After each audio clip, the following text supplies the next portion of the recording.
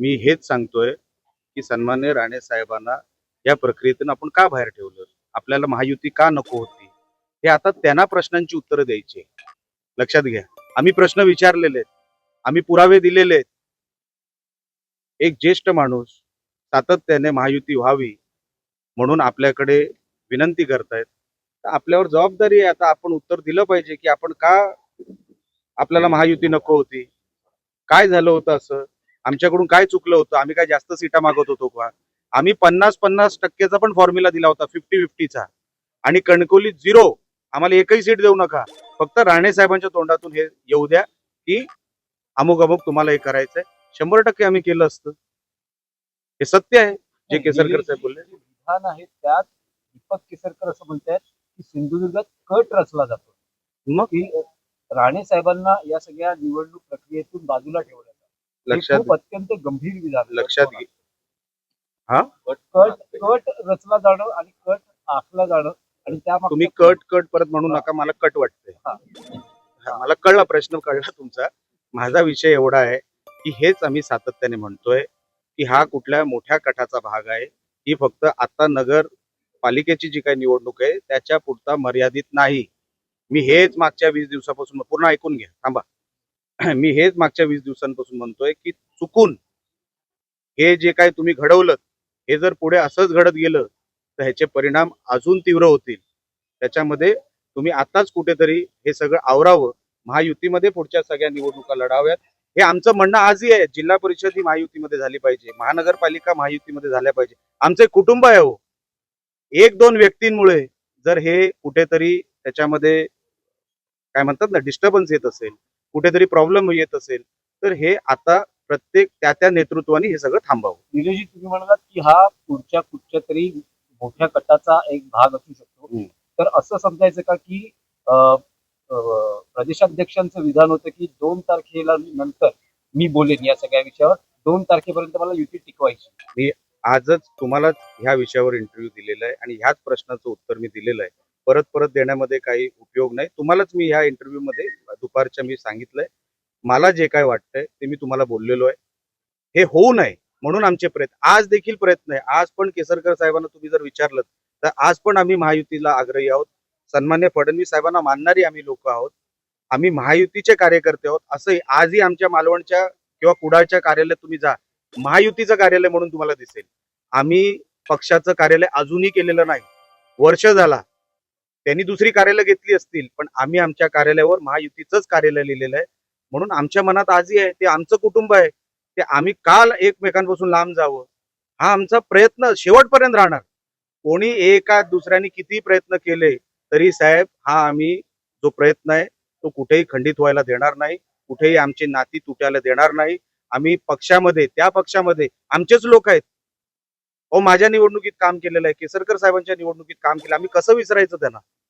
आम्ही विसरू शकत नाही. पण कुठल्या तरी एका व्यक्तीला बाहेरून वाटतं की हे कुठेतरी तुटावं, माझं कुठेतरी नाव व्हावं, मी कुठेतरी राणे साहेबांपेक्षा मोठं व्हावं, हे जर कोणाला वाटत असेल तर आताच त्या नेतृत्वाने ते थांबवलं पाहिजे. हे मी तुम्हाला अनेक वेळाला सांगितलं. विरोधक असंही म्हणत आहेत की राणे साहेबांचा शब्द राणे साहेबांची इच्छा ही होती की शहर विकास आघाडी होऊ नये, कणकवली शहर विकास आघाडी होऊ नये, शिंदे साहेबांनी उद्धवजींबरोबर जाऊ नये, ही विधान त्यात राणे साहेबांचं होतं. शेवटी राणे साहेबांना हे प्रगल्भ नेते आहेत. त्यांना युत्या आघाड्या, राज्याचे मुख्यमंत्री राहिलेले आहेत. त्यांना राज्य कसं चालवायचं, कशा युत्या आघाड्या होत्या हे त्यांनी आयुष्यभर अतिशय बारकाईने पाहिलेलं आहे. आणि म्हणून प्रस्ताव आले गेले, टेबलावर काय झालं नेमकं याची अतिशय उत्तम संवाद रवी चव्हाण साहेब आणि राणे साहेबांचा आहे. अतिशय उत्तम संवाद फडणवीस साहेब आणि राणे साहेबांचा आहे. आणि म्हणून त्या लोकांना माहिती आहे ना काय विषय आहे, त्यांना माहिती आहे ना युती काय परिस्थिती कशी आहे, कशी होत नाही, काय मागण्या केल्या, सगळ्या टेबलावर माहिती आहे. आता आपल्याला सांगितलं फक्त चुकीचं चित्र दिलं जातं, आम्ही सगळंच द्यायला तयार होतो. अहो, नगराध्यक्षपद मागत होते भाजपकडून, भाजपच्या हक्काचं नगराध्यक्षपद मागत होते. आम्ही बोललो का त्याबद्दल? मी गप्प होतो ना एवढा वेळ, आम्ही नाही बोललो. कारण का आम्हाला माहिती आहे विकासावर बोलण्यासाठी काहीच नाही ना. 2019 पासून मल्टी स्पेशालिस्टची जागा देण्याची क्लिअर झालेली जागा जागा बिगा सगळी निश्चित झाली, तरी पण केसरकरांना का जमलं नाही ते संपवण्याचं, म्हणजे ती जागा मिळवून देण्याची? का अजूनपर्यंत आरोग्याची व्यवस्थेबद्दल सावंतवाडी आणि वेंगुर्ल्याचे लोक आजही बोंब का मारतायत? आपण आमदार आहात ना, आपण मंत्री झालेला आहात ना, उत्तर द्या ना जनतेला. आरोग्याची व्यवस्थेबद्दल का केलं नाही? काय डॉक्टर का दिले नाही तिथे? का लोकांना आरोग्यासाठी आज बांबुली म्हणून गोव्याला जायला लागतंय? सांगा, उत्तर द्या. म्हणून माझं असं म्हणणं आहे, ह्याच्यामध्ये उगाच राजकारण कोणी करू नये. आमच्या रवी चव्हाण साहेबांवर कोणीही आरोप अशा पद्धतीने करू नये. चव्हाण साहेबांनी आदरणीय राणे साहेबांसाठी लोकसभेच्या निवडणुकीमध्ये काय केलं हे आम्हाला चांगलं माहिती आहे.